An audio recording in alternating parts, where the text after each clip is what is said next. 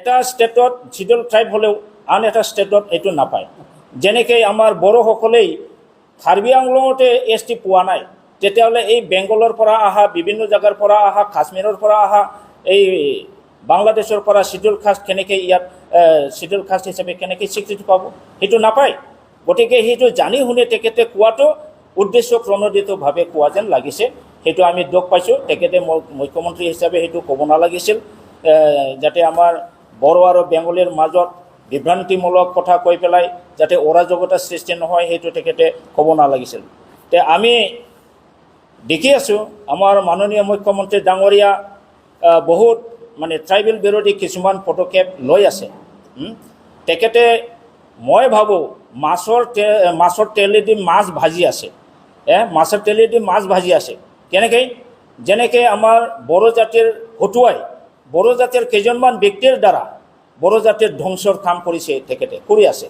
যেনেকৈ BTC 2003 10 ফেব্ৰুৱাৰীত যিটো BTC একৰ্ড হৈছিলে, সেই BTC একৰ্ডত আমাৰ বহুতখিনি আমি পাৱাৰ এণ্ড ফাংচন পাইছিলোঁ, ক্ষমতা পাইছিলোঁ। আৰু সেই BTC একৰ্ডৰ দ্বাৰা আমাৰ BTC অঞ্চল উন্নয়নৰ পথত আহিছিল, আৰ্থিক অৱস্থা আমাৰ ভালৰ ফালে আহিছিল, ৰাস্তা ঘাট হৈছিল। কিন্তু তেখেতে আমাৰ বড়ো জাতিৰে কিছুমান চেলফিছ স্বাৰ্থবাদী নেতা কেইজনমানক নাম নকলেও হ'ব, তেখেতসকলৰ হতুৱাই থাৰ্ড একৰ্ড কৰি পেলাই তৃতীয় যিটো বড়ো শান্তি চুক্তি BTR একৰ্ড, সেইটোৰ দ্বাৰা গোটেই BTCত পোৱা পাৱাৰ এণ্ড ফাংচনবিলাক গোটেই ধ্বংস কৰি দিলে। লগতে 40টা ছাবজেক্টৰ ভিতৰত 16টা ছাবজেক্ট চলে বলে কৌশলে প্ৰিন্সিপাল ছেক্ৰেটাৰীৰ হতুৱাই অৰ্ডাৰ জাৰি কৰি পেলাই DC সকলক পাৱাৰটো হস্তান্তৰ কৰা হ'ল।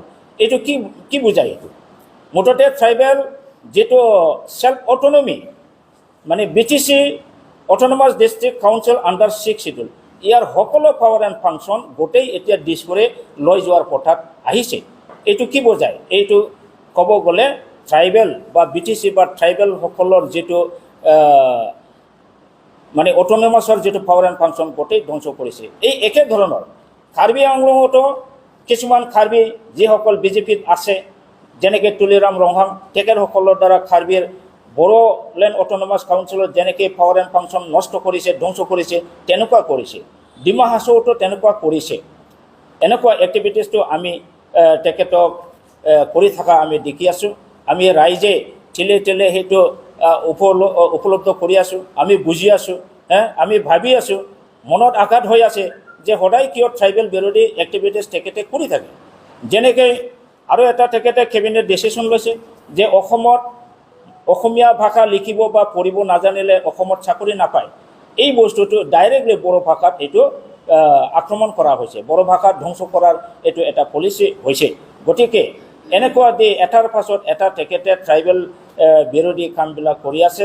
সেইটো মই সেইকাৰণে অনুৰোধ কৰিব বিচাৰিছোঁ, আপোনালোকে যদি ট্ৰাইবেলসকলক যদি ইমানেই বেয়া পায় বা ট্ৰাইবেল যদি অসমত থাকি পেলাই আমাৰ অসমৰ যদি ইমান ক্ষতি কৰিছে, তেতিয়াহ'লে এনেকুৱা এটা জাগাত অসমৰ বাহিৰত আমাক এনেকুৱা ঠাই দিয়ক য'ত বড়োসকলে ট্ৰাইবেলসকলে মানে বাচি থাকিব পাৰে। অসম এৰি পেলাই আমি দৰকাৰ হ'লে হয়তো আপোনালোকে যদি জাগা দিয়ে আমি যাম, তাৰ পিছত আপোনালোকে মানে ট্ৰাইবেল নোহোৱা সোণৰ অসম বনাই ল'লে হ'ল। গতিকে আমাৰ বড়ো বা ট্ৰাইবেল বা বড়ো নহয় কাৰ্বি বা ডিমা হাছাও তেখেতসকলৰ প্ৰতি যিটো বৰ্তমান চৰকাৰৰ যিটো কাৰ্যকলাপ, যিটো ট্ৰিটমেণ্ট ব্যৱহাৰ, সেইটো আমি ভাল দেখা নাই। গতিকে আমি এতিয়া সকলোৱে ট্ৰাইবেল জনগোষ্ঠী এতিয়া মানে ভিতৰে ভিতৰে মনত খুব বেয়া পাই আছে।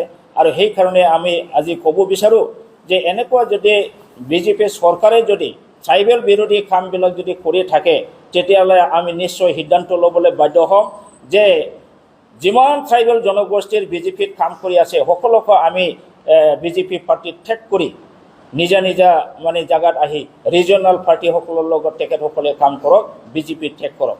হয়তো এটা সময়ত আমি ক'বলৈ হয়তো বাধ্য হ'ম যে BJP হটাও ট্ৰাইবেল বাছক, এই শ্লোগানটো হয়তো দিবলৈ আমি বাধ্য হ'ব পাৰোঁ। কিয় ইমান হস্তক্ষেপ কৰি আছে? কিয় ইমান হস্তক্ষেপ কৰি আছে? না ট্ৰাইবেলসকলক মানে একোৱে দিব নোখোজে। যদি ট্ৰাইবেলসকলক ইমানেই যদি বেয়া পায়, তেতিয়াহ'লে মই আপোনাক অনুৰোধ কৰিম, ছেকেণ্ড ৱৰ্ল্ড ৱাৰত হিটলাৰে যেনেকৈ ইহুদীসকলক গেছ চেম্বাৰত সোমোৱাই যেনেকৈ লাখ লাখ হাজাৰ হাজাৰ ইহুদীসকলক মাৰিছিল, য'তে ত'তে মাৰি শেষ কৰিছিল, তেতিয়াহ'লে আপোনালোকেও অসম চৰকাৰেও আমাৰ বড়ো বা ট্ৰাইবেলসকলক এনেকৈ মাৰি পেলাওক, গোটেই ট্ৰাইবেল বা বড়োসকলক মাৰি কিনি অসমত ট্ৰাইবেল মুক্ত এটা সোণাৰ অসম বনাই লওক, সেইটো মই অনুৰোধ কৰিছোঁ। আৰু যদি সেইটো নকৰে তেতিয়াহ'লে আমাৰ ট্ৰাইবেলসকলক আমাৰ যিটো autonomy, self autonomy, self governing বডিৰ যি পাৱাৰ এণ্ড ফাংচন সেইটো ঘূৰাই দিব লাগে, আমাৰ কাউন্সিলৰ ক্ষমতাবিলাক চব ঘূৰাই দিব লাগে, আৰু আমাক শান্তিভাৱে মানে শাসন কৰি নিজকে নিজৰ উন্নয়নৰ কাম কৰিবলৈ সুবিধা দিব লাগে। সেইখিনিকে অনুৰোধ কৰিছোঁ, বিচাৰিছোঁ।